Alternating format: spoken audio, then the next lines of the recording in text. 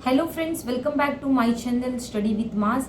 आज हम लोग एक नई थियरी के बारे में डिस्कस करेंगे जो कि बहुत ही इंपॉर्टेंट थियरी है, जो कि आपको हर एग्जाम में आने वाली यूपी टेट, सी टेट, केट, कर्नाटका टीईटी, इन सब एग्जाम्स में ये वाला थियरी बहुत ही इंपॉर्टेंट है फ्रेंड्स। जहाँ भी आप टीचिंग रिलेटेड एग्जाम्स के लिए तैयारी कर रहे हो उस जगह पे जीन पियाजेट की थियरी बहुत ही इंपॉर्टेंट है। चलिए चलते हैं इसके बारे में डिटेल एक इंफॉर्मेशन पा लेते हैं ताकि हमें कोई भी तरह की कंफ्यूजन ना रहे। ये वाला जो आप थियरी है ना, इसको आप पढ़ोगे तो ये सीडीपी में आएगा और आपकी सब्जेक्ट स्पेसिफिक पेडागोजी में भी हेल्प करेगा आपको। ठीक है, ये वाली थियरी बहुत ही इंपॉर्टेंट है फ्रेंड्स। चलिए देखते हैं इसके बारे में। Gene Piaget's cognitive development theory, जो कि संचालनात्मक थियरी कहलाता है, तो इनके बारे में पहले जानते हैं friends. About Piaget, father of psychology. Gene Piaget को फादर ऑफ साइकोलॉजी कहा जाता है। He is a radical constructivist. Okay, radical constructivist.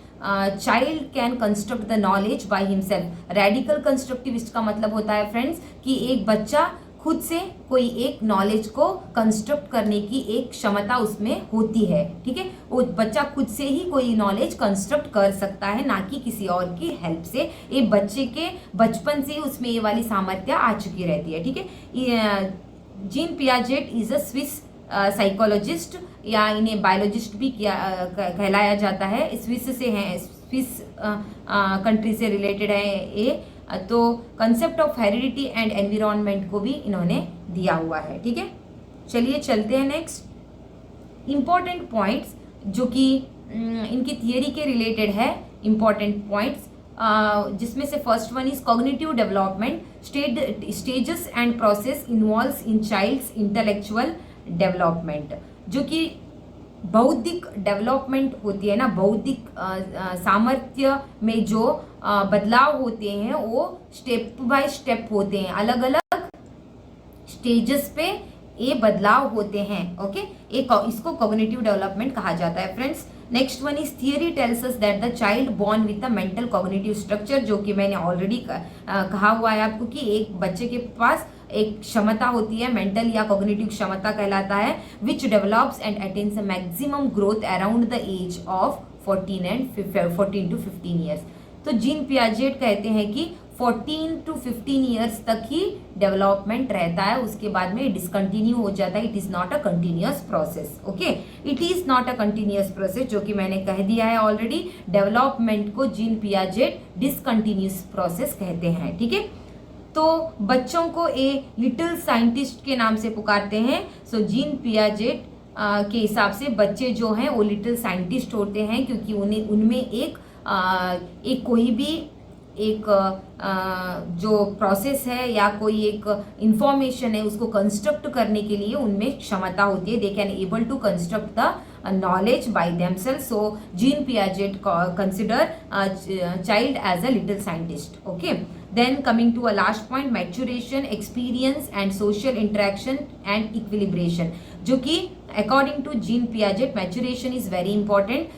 When a child is mature, according to the biological maturation, then only a child can learn. Means readiness to learn एक word involve होता है यहाँ पे। अगर बच्चा खुद से सीखने के लिए तैयार नहीं है तब तक नोबडी कैन टीच हिम। सो जो रेडीनेस टू लर्न है ये मैच्योरेशन पे बेस है, तो इसको बहुत ही ज़्यादा इंपॉर्टेंस देते हैं यहाँ पे। और एक थिंग आता है that is law of ready to learn, जो कि थॉर्नडाइक का है, जीन पियाजेट का नहीं है। लेकिन law of ready to learn और रेडीनेस टू लर्न में बहुत ही ज़्यादा डिफरेंस है। थॉर्नडाइक क्या कहते हैं law of ready to learn, मतलब एक सराउंडिंग को, एक एनवायरनमेंट को हमें सेट करना है, रेडी करना है ताकि एक बच्चा सीख सके। This theory is related to Thorndike which is law of ready to learn. Okay, और जो कि जीन पियाजेट का है this is readiness to learn, मतलब एक मैच्योरेशन होना चाहिए बच्चे में, खुद से बच्चा रेडी रहना चाहिए लर्न करने के लिए। ठीक है, एक्सपीरियंस से बच्चा सीखता है यहाँ पे। एंड यहाँ पे सोशल इंटरेक्शन को इन्होंने बहुत ही कम इंपॉर्टेंस दिया हुआ है, सोशल इंटरेक्शन को। ठीक है, फिर भी सोशल इंटरेक्शन को हम यहाँ पे जनरली बच्चा देख के सीख रहा है, ना कि किसी और के कहने से सीख रहा है। ठीक है, equilibration is very important point in this theory. Let us see what it is. Okay, तो equilibration, this is equilibration, what it means, equilibration का मतलब होता है cognitive balance of old and new information. बच्चे में ऑलरेडी एक information पहले से रहता है एंड बच्चा बड़ा होते होते उसमें नया इन्फॉर्मेशन ऐड होता चला जाता है। उस इन्फॉर्मेशन में जो बैलेंस रहता है उसको इक्विलिब्रिएशन कहा जाता है, ठीक है। उसमें कोई मिसबैलेंस नहीं होना चाहिए, बच्चा कोई कंफ्यूजन में नहीं रहना चाहिए, तभी वो मिसबैलेंस हो जाएगा, ठीक है। तो ये होगा इक्विलिब्रिएशन। इक्विलिब्रिएशन में 2 टाइप से सब टॉपिक्स आ जाते हैं आपके इक्विलिब्रिएशन में। क्या है आपके सब topics? One is adaptation, another one is organization. Organization का मतलब होता है organizing the things in a proper manner. This is not that much difficult or that much important. Very important thing in this theory is adaptation. Adaptation is important. Why? Because यहाँ पे 2 सब topics आते हैं, assimilation and accommodation. Friends, assimilation का मतलब होता है adding a new information. बच्चे में एक information already होती है, फिर हम उस बच्चे में नया वाला information दो देते हैं, उसको कहते हैं assimilation. Accommodation का मतलब होता है friends modification in the present information. जो बच्चे में ऑलरेडी एक information रहती है ऑलरेडी, उसी इंफॉर्मेशन को हम लोग मॉडिफाई कर देते हैं, मतलब थोड़ा बहुत वहां पे चेंजेस हो जाता है। कैसे चेंजेस होता है, चलिए चलते हैं, देखते हैं आगे। देखिए फ्रेंड्स, यहाँ पे स्कीमा वर्ड एक चला आता है, ये सब देख के हमें कंफ्यूजन नहीं होना है, आप होंगे भी नहीं क्योंकि आप लोग सब लोग बीएड करके आए हुए हैं, तो आप लोगों को इन सब वर्ड्स के बारे में नॉलेज है। तो स्कीमा का मतलब क्या है फ्रेंड्स? ये होता है the things we know already, जो हमें ऑलरेडी पता है उसको हम लोग कहते हैं स्कीमा, या बच्चे को ऑलरेडी पता है। सेल्फ एंड सोशल स्कीमास आते हैं यहाँ पे। सेल्फ स्कीमा मतलब हमारा बिहेवियर, जो भी हम लोग पहनते हैं वो हमारा सेल्फ कॉन्सेंट्रेशन होता है, that is coming under self schema. Okay, एक बच्चा दूसरे बच्चे से अलग भिन्न तरह के कपड़े पहनता है, दैट इज सेल्फ स्कीमा। ये schema not only in the child, ये हम लोगों में भी रहता है। सोशल स्कीमा जो बच्चों को हम लोग सिखाते हैं, किसी के घर जाते हैं तो बच्चे बहुत ज़्यादा खाने लगते हैं ना, ये सबके घरों में होता है शायद, क्योंकि बच्चों को आइडिया नहीं रहता कि हम किसी और के घर में आए हैं, ऐसे बिहेव नहीं करना है, ये वाला आइडिया उनमें नहीं रहता है, तो बच्चे वहाँ पे मिसबिहेव करने लगते हैं। तो उन्हें घर पे ला के हम लोग सिखाते हैं कि बेटा ऐसा नहीं करते, वहाँ पे हम किसी और के घर में गए हुए हैं तभी मिसबिहेव नहीं करते, क्योंकि वो हमारा घर नहीं होता है, अलग लोग हमारे साथ जो इसको सिखाते हैं ना, हम उसको कहते हैं सोशल स्कीमास के अंडर आता है। तो अभी भी जिन लोगों को नहीं समझ में आ रहा है, आई विल एक्सप्लेन। सोचो कि ये हमारा ब्रेन है, माइंड है, या जो भी है, समझ लो ऐसा नहीं रहता है। ओके, ऐसा नहीं रहता है, फिर भी आपके समझने के लिए कह रही हूँ। अब यहाँ पे आप बच्चे को एक बाइसिकल दिखा रहे हो, ठीक है, यहाँ पे एक बच्चे को बाइसिकल दिखा रहे हो आप लोग। बच्चे के दिमाग में ये बैठ चुका है कि भैया ऐसा होता है, बाइसिकल जिसके 2 टायर होते हैं, उसमें उसको ऐसे फिक्स किया जाता है, यहाँ पे एक सीट होती है, सामने एक हैंडल होता है, जो कि इसको देख के बच्चे के दिमाग में फिक्स हुआ रहता है, जो यहाँ पे हम लोग कहते हैं यहाँ पे वो सेव हो चुका है। Okay, that is known as schema. Okay, schema का मतलब आपको समझ में आ चुका है। तो अब हमने वहाँ पे जो बात किया था, इक्विलिब्रिएशन में 2 टाइप थे, एडाप्टेशन एंड ऑर्गेनाइजेशन।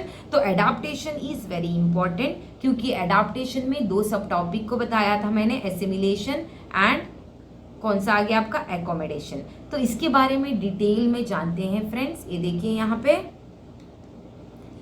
एसिमिलेशन को मैंने क्या कहा था, चलिए चलते हैं फिर से एक बार बैक। एसिमिलेशन को मैंने कहा था adding the new information, and accommodation को मैंने कहा था modification in the present information.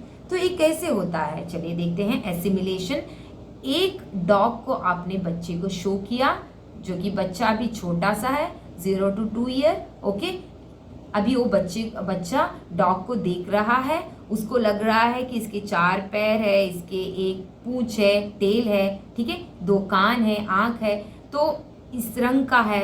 Okay, this is known as dog, this is a dog. ये उसके दिमाग में बैठ चुका है, स्कीमा बन चुका है उसके दिमाग में। So now here child learns new things, new information उसको मिल रहा है, तो इसको हम क्या कहलाते हैं बेटा, इसको हम कहते हैं एसिमिलेशन। ठीक है, चलिए अब दूसरे दिन दूसरा डॉग घर पे आ जाता है, बच्चा उसको देख रहा है, उसको भी आइडेंटिफाई करता है कि 4 पैर है, एक टेल है और 2 ईयर आइस है, कलर भी सेम टू सेम है, तो उसको समझ में आता है कि दिस इज अ डॉग। उसको कोई कंफ्यूजन यहाँ पे नहीं है।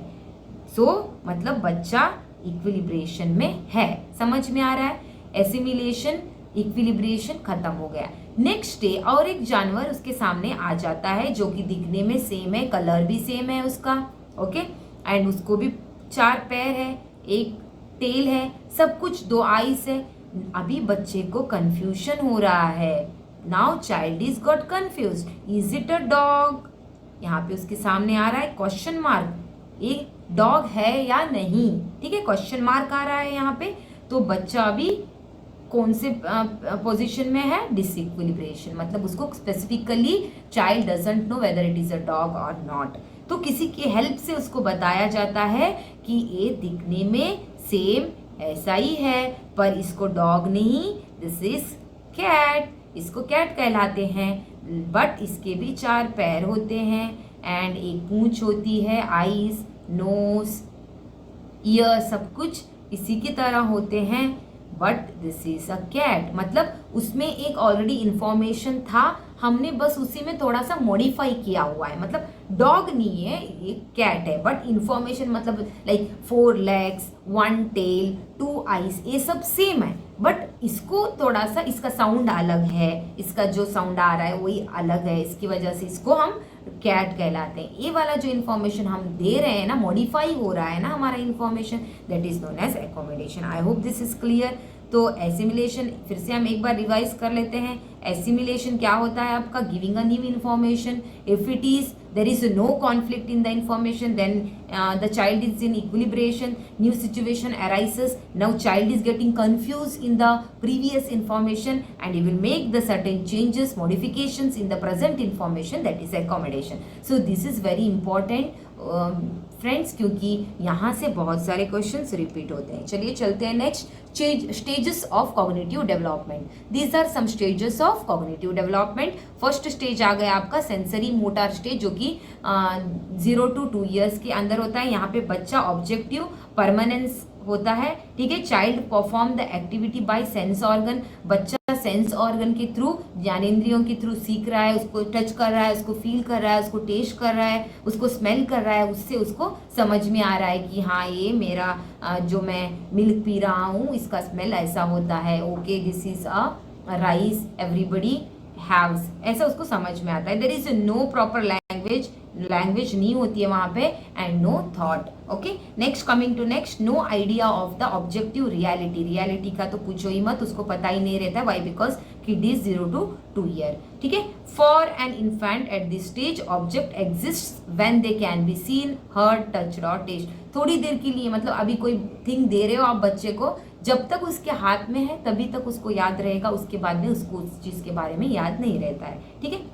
क्लियर हो गया ये पॉइंट। नेक्स्ट वाला point friends, towards the end of this sensory motor period the child can identify the objects around him and imitate. तो एट द एंड, मतलब 2 साल के करीब करीब आते ही बच्चा यहाँ पे सीख रहा है, क्या सीख रहा है? इमिटेशन करना सीख रहा है फ्रेंड्स, एंड सेवरल एक्शंस करना सीख रहा है, जो कि बच्चा डांस करता है, हम पूछते हैं बेटा कुत्ता कैसे शब्द निकालता है, वो बताता है आपको, बो बो करता है, म्याऊ म्याऊ करती है कैट एंड ऑल, है ना, ये सब वो सीख रहा है, मतलब इमिटेट करने को उसको समझ में आ रहा है, ठीक है। Second stage is pre operational stage, जो कि होता है 2 to 7 year के किड्स में। सब प्री लॉजिकल, यहाँ पे कोई लॉजिक नहीं रहता है, इलॉजिकल रीजनिंग रहता है, मतलब इगोसेंट्रिक। बच्चे को आप कहीं लेके जाओ, उसको पता नहीं चलता कि क्या है, लोग हैं, क्या है, कुछ नहीं। कहीं एक मॉल पे लेके जाओ, बच्चा रोएगा कि मुझे वो बाइसिकल चाहिए, मतलब चाहिए, उसको नहीं फर्क पड़ता कि लोग हैं बहुत सारे मुझ पे हंस रहे हैं, वो सब कुछ उसको नहीं फर्क पड़ता है। वो सोचता है कि सब लोग मेरे लिए ही हैं, ओके। सिंबल, जो कि इगोसेंट्रिक होता है बच्चा, इलॉजिक, कोई लॉजिक नहीं रहता है, सिंबॉलिक थॉट रहता है उसमें, इरिवर्सिबिलिटी, उसको नहीं पता रहता कि कोई थिंग रिवर्सिबल भी हो सकती है। Mostly driven by the emotions, बहुत ही ज्यादा जिद्दी होते हैं बच्चे, रोने लग जाते हैं, इमोशनल बेस होता है यहाँ पे। Concept starts beginning in this stage, देखो कंसेप्ट फॉर्मेशन स्टार्ट होता है at the end of this stage. And को जब बच्चा आ रहा है तब कॉन्सेप्ट को फॉर्मेशन करना स्टार्ट हो जाता है। तो एक क्वेश्चन बार बार रिपीट होता है, in which stage concept formation begins. तो आपको दिया जाता है sensory motor stage, pre operational stage, concrete operational stage, formal operational stage. तो आपका सही आंसर होना चाहिए प्री ऑपरेशनल स्टेज, ओके। तो यहाँ पे बच्चा at the end of this stage ही learns to concept formation. Okay, then intelligence is commonly understood begins appear towards the end. मतलब इंटेलिजेंस थोड़ा बहुत आने लग जाता है at the end of this stage. मतलब 6 to 7 ईयर के बच्चे में थोड़ा बहुत इंटेलिजेंस होता है. ओके, तो चलते हैं थर्ड स्टेज की ओर, that is concrete operational stage. तो यहाँ पे क्या हो रहा है friends, this is like a 7 to 11 years के बच्चों में दिखता है. इसको हम स्कूलिंग एज भी कहते हैं. Okay, which is the schooling age. पूछा जाएगा तो आपको विच स्टेज में आएगा, ये कॉन्क्रीट ऑपरेशनल स्टेज में आएगा. Friends, children make fundamentally important transition from a pre logical form of thought to logical thinking that apply to real concrete object and event. तो यहाँ पे जो पिछले वाले स्टेप में उन लोगों को एक लॉजिकल थिंकिंग नहीं था ना, वो वाला लॉजिकल थिंकिंग यहाँ पे आना स्टार्ट हो जाता है. ठीक है, 3 important mental abilities develops in this stage. तो 3 इंपॉर्टेंट मेंटल एबिलिटीज डेवलप होती है फ्रेंड्स. यहाँ पे क्या है वो, पहला वन कंजर्वेशन. कंजर्वेशन का मतलब होता है रियलाइजेशन ऑफ क्वांटिटी और amount does not change when nothing has been added और taken away from the collection of the object. Okay, मतलब आप अगर लाइक एक बच्चे को कुछ खाने के लिए दे रहे हो, ओके, जो कि एक पैकेट में है, ठीक है, एक पैकेट में बहुत सारे लेस पैकेट दे रहे हो बच्चे को, एंड वही पैकेट को आप बड़े से एक बोल में डाल रहे हो, ठीक है, इसमें डाल रहे हो, तो बच्चा, छोटा सा बच्चा ये बड़ा वाला बोल चूज करेगा, क्योंकि उसको समझ नहीं है कि दोनों में सेम क्वांटिटी ऑफ चिप्स है. वन मोर थिंग फ्रेंड्स, यहाँ पे मैं कहना चाहूँगी, so one more theory is there. इनका ये है जीन पियाजेट का, जो कहते हैं when you will take 2 beakers and take a same quantity of water in both, okay, in this stage child can easily identify कि कौन से वाले बीकर में ज्यादा है. If you will take a ball bigger one and you will just pour the water, same quantity of water in this ball, and if you will ask a child not in this stage, a वाले stage में नहीं, जो आपका pre operational stage है ना, उस वाले stage में अगर बच्चे को पूछोगे आप कि इन दोनों में से किस वाले में ज्यादा पानी है, then child will says this ball is consisting a large amount of water comparing to this. क्योंकि उन्हें लगता है जो बड़ी चीज में है तो इसमें ज्यादा होगा. तो ये वाला नॉलेज किसमें नहीं रहता है, प्री ऑपरेशनल में नहीं रहता है फ्रेंड्स, लेकिन कॉन्क्रीट ऑपरेशनल में आ जाते ही उन्हें ये वाला नॉलेज आ जाता है. ये थियरी भी जीन पियाजेट की थियरी है फ्रेंड्स. ओके, तो ये वाला कंजर्वेशन वही कहलाता है आपका कंजर्वेशन. रियलाइजेशन ऑफ क्वांटिटी और amount does not change when nothing has been added होना चाहिए, ये वाला एडेड होना चाहिए, और taken away from the collection of the object. कुछ भी ना ऐड करें, कुछ भी उससे रिमूव नहीं कर रहे हैं, तो वहां पे कोई चेंजेस नहीं होता है. ये वाला समझ इस वाले स्टेज में आ जाता है. ठीक है, नेक्स्ट चलते हैं. क्या है नेक्स्ट वाला आपका, ये वाला है classification, comparing and contrasting the object. मतलब कोई चीज दे रहे हो आप बच्चे को, तो इजीली बच्चा क्लासिफाई कर देगा. बेटा आप येलो कलर का मैंगो दे रहे हो, येलो कलर का बॉल दे रहे हो, रेड कलर का कोई मिर्ची दे रहे हो, एंड कोई ग्रीन कलर का कोई लीफ दे रहे हो, बच्चे को पूछोगे कि बेटा कलर के बेसिस पे आप इसको डिफ्रेंशिएट करो, और डिफरेंट करेगा कि येलो कलर का एक साइड में रख देगा, रेड कलर की जो भी चीजें एक साइड, मतलब ही can able to classify and compare the things on the basis of size. Size के ऊपर कंपेयर करेगा, शेप के ऊपर, कलर के ऊपर, everything he could learn in this classify in this stage. Classification आ जाएगा, क्योंकि this is the age of 7 to 11. ये सब बहुत जरूरी है, क्योंकि classification, differentiation and increasing decreasing, ये सब कुछ मैथ्स में एवरी सब्जेक्ट इंक्लूड. तो ये स्कूलिंग एज है, तो बच्चे को इजीली यहाँ पे समझ में आ जाता है. सीरिएशन आएगा आपका third one important point, that is arrangement like increasing and decreasing order. Seriation मतलब एक अरेंजमेंट करना या क्लासिफिकेशन करना, उसको समझ में आ जाएगा. This is important. ओके, चलिए चलते हैं फ्रेंड्स नेक्स्ट वाले स्टेप में. This is a final stage, that is a formal operational stage, जो कि है आपका 11 to 15 ईयर. जो जीन पियाजेट क्या कह रहे हैं यहाँ पे, 11 to 15 ईयर्स की एज में ही खत्म हो जाता है आपका डेवलपमेंट, कॉग्निटिव डेवलपमेंट. इसके आगे कंटिन्यू नहीं हो रहा है, it is a discontinuous process according to Jean Piaget. Okay, तो यहाँ पे क्या है बेटा, फोर्थ वन में it is formal because now children can deal with abstract imaginary hypothetical event.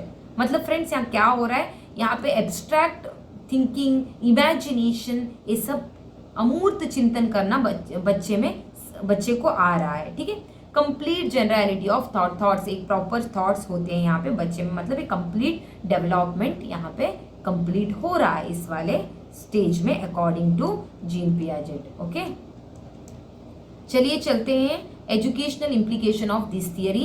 This theory facilitates the students, knowledge is actively constructed by the student, जो कि मैं ऑलरेडी बता चुकी हूँ आपको। So Jean Piaget refers child as a little scientist, मतलब child can construct knowledge by his own, okay, not passively received from other, he will construct by himself. Okay, language is the primary symbolic expression of our thought. So language को importance दे रहे हैं यहाँ पे gene Piaget, मतलब primary symbolic expression जो होता है वो language होता है। ठीक है, while providing learning experience, maturation level of the children have to be recognized. Friends, जब कोई टीचर कोई लेसन प्रिपेयर कर रहा है या कोई टीचिंग लर्निंग एड प्रिपेयर कर रहा है, तो बच्चे की मैचुरेशन को इन्होंने इंपॉर्टेंस बहुत ज़्यादा दी हुई है। मैचुरेशन को ध्यान में रखते हुए लेसन को प्रिपेयर करना चाहिए। मतलब if child is ready to learn then only we can able to teach, ये इनका कहना है। ठीक है, तो maturation is very very important. तो यहाँ पे आपका स्टेजेस खत्म होते हैं। आई होप आपको इस थियरी के बारे में कंप्लीट इंफॉर्मेशन इस वीडियो में मिल चुका होगा और आप लोग समझ गए होंगे कि किस तरह से जीन पियाजेट अपनी थियरी में कॉग्निटिव डेवलपमेंट के बारे में कह रहे हैं। देखिए फ्रेंड्स, ये हर एक एग्जाम में जीन पियाजेट थियरी के ऊपर बहुत सारे क्वेश्चंस रिपीट होते हैं। तो यहाँ पे मैंने कुछ क्वेश्चंस लिए हुए हैं जस्ट टू शो यू कि किस टाइप के क्वेश्चन आ रहे हैं। एंड एक क्वेश्चन सीटेट पे ही है, सीटेट के एग्जाम से ही चुने गए हैं फ्रेंड्स। तो चलिए देखते हैं, मैंने ज़्यादा नहीं लिए हुए हैं क्योंकि वीडियो हमारा ऑलरेडी बहुत लंबा हो चुका है। तो मैंने 2 से 3 एग्जाम्पल क्वेश्चंस आपको दिखाने के लिए यहाँ पे रखा हुआ है। चलिए देखते हैं किस टाइप से इस थियरी रिलेटेड क्वेश्चंस आ रहे हैं। ठीक है, according to Jean Piaget, schema building occurs as a result of modifying a new information. Modification of new information को क्या कहते हैं हम लोग friends? Modification of new information को एकोमोडेशन कहते हैं। Modification of new information for to fit the existing schema and by modifying the old schemas as per new information. New information को हम लोग क्या कहते हैं? Assimilation. Yes friends, तो ये हो गया हमारा क्वेश्चन जो कि हमें ऑप्शन के बिना ही हमारा आंसर मिल चुका है। Late us see the option कहाँ पे है हमारा, accommodation and assimilation. First option is assimilation and adaptation नहीं है, क्योंकि एडाप्टेशन में ही आपके एसिमिलेशन एंड एकोमोडेशंस आते हैं। एडाप्टेशन के सब स्टेप्स हैं एसिमिलेशन एंड एकोमोडेशन। ठीक है, ए वाला नहीं है। एकोमोडेशन एंड एडाप्टेशन, फिर से यहाँ पे एकोमोडेशन आ गया है। Accommodation is the sub step of adaptation, तो ये भी गलत है आपका। मॉडिफिकेशन एंड इक्विलिब्रेशन नहीं है, क्योंकि इक्विलिब्रेशन के स्टेप्स में ये सब कुछ आ रहा है आपका, जो भी स्कीमा है, एसिमिलेशन, एकोमोडेशन, एडाप्टेशन, जो कुछ भी ये मेन है आपका इक्विलिब्रेशन। तो मॉडिफिकेशन यहाँ पे नहीं आ रहा है, तो ये वाला गलत है फ्रेंड्स। तो चलिए डी वाला देखते हैं, एसिमिलेशन एंड एकोमोडेशन। तो यहाँ पे हो गया आपका right answer, assimilation and accommodation. Hope it is clear. Let us see the second question. क्या है आपका सेकंड क्वेश्चन? यस, तो ये हो गया आपका second question. Which one of the following is not a limitation of a pre operational thought. Pre operational stage जो है आपका, pre operational which is 2 to 7 years का जो स्टेज है, वहाँ पे आपको कौन सा लिमिट नहीं है, किसके लिए लिमिट नहीं है। ओके, मतलब लिमिटेशंस नहीं दिया गया। टेंडेंसी टू कॉन्सेंट्रेट ये आता नहीं है वहाँ पे। ठीक है, इसके लिए लाइक कॉन्सेंट्रेट मतलब इतना दिया गया है, तो आपको समझना पड़ेगा, मतलब लिमिट है वहाँ पे। एक इगोसेंट्रिक तो ये बच्चे का एक रिप्रेजेंटेटिव वहाँ पे एक इसका फीचर है। It is not like any other thing. Okay, then coming to D is irreversibility, ये भी उसका एक इम्पॉर्टेंस फीचर है।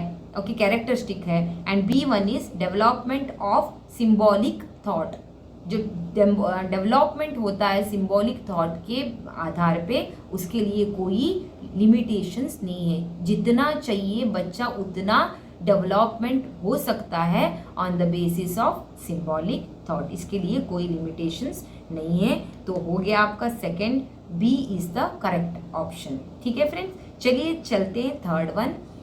According to Piaget stage of cognitive development, the sensory motor stage is associated with, जो कि sensory motor stage होता है आपका कितने साल तक का, 0 to 2 years के अंदर होता है आपका सेंसरी मोटर स्टेज। तो आपको बताना है अभी यहाँ पे कि किस स्टेज में, मतलब Piaget stage of cognitive development sensory motor stages associated, किससे एसोसिएटेड है इन 4 ऑप्शन में। ठीक है, फर्स्ट वन देखते हैं, ability to solve problem in logical fashion. नहीं, यहाँ पे कोई एबिलिटी नहीं होती है बच्चे में उसको कोई भी लॉजिकल थिंकिंग नहीं होती है प्रॉब्लम सॉल्व करने की, क्योंकि बच्चा बहुत ही ज़्यादा छोटा है। ठीक है, सेकेंड वन आता है आपका concern about the social issues. हो ही नहीं सकता, बच्चे को ठीक से अपने माता पिता की पहचान नहीं रहती है तो सोशल इश्यूज का तो होगा ही नहीं फ्रेंड्स। ठीक है, चलिए एबिलिटी टू एनालाइज, बच्चे को एक सब्जेक्ट के बारे में या एक वस्तु के बारे में पता ही नहीं है तो वो कैसे एनालाइज कर पाएगा इतनी छोटी उम्र में, ये हो ही नहीं सकता। And D option is imitation, memory and mental representation. Yes, ये सही हो सकता है आपका। बच्चा इमिटेट करता है at the end of 0 to 2 year में, बच्चा कुछ देखता है तो उसकी कॉपी कर लेता है, उसको याद भी रहता है कि इस तरह का जानवर ऐसे साउंड निकालता है। ठीक है, ये हो गया आपका थर्ड क्वेश्चन। आई होप आपको इसके बारे में समझ में आ गया होगा। आई होप इस वीडियो में आपको जीन पियाजेट की कॉग्निटिव डेवलपमेंट थियरी के बारे में कंप्लीट इन्फॉर्मेशन मिल चुका होगा फ्रेंड्स। तो आगे आपके सीटेट की क्लासेस के लिए मेरे साथ जुड़े रहने के लिए आपको मेरे चैनल को सब्सक्राइब करना पड़ेगा, शेयर करना पड़ेगा, और जो भी आपको टॉपिक चाहिए वो कमेंट सेक्शन में कमेंट करना फ्रेंड्स। तब तक के लिए बाय, थैंक यू।